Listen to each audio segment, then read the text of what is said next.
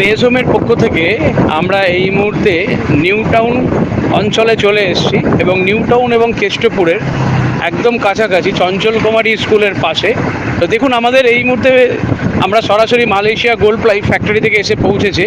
আমাদের expert fitter যারা আছেন তারা নামিয়ে নিচ্ছেন এবং আমি দেখিয়ে নিচ্ছি। দেখুন, আমরা শুধু যে প্লাই ব্যবহার করি, এই প্লাইটা 25 বছরের ওয়ারেন্টি, আমি মুখে বলছি না, আমি দেখিয়ে নিচ্ছি। দেখুন, এখানে অলরেডি আমাদের ISO 9000 এবং 25 বছরের ওয়ারেন্টিযুক্ত প্লাই একদম লাল অক্ষরে বড় বড় করে দেখা যাচ্ছে। এবং আমরা এই প্লাইগুলো দিয়ে আমরা প্রথমে কাস্টমার বাড়িটা দেখিয়ে নিই একবার।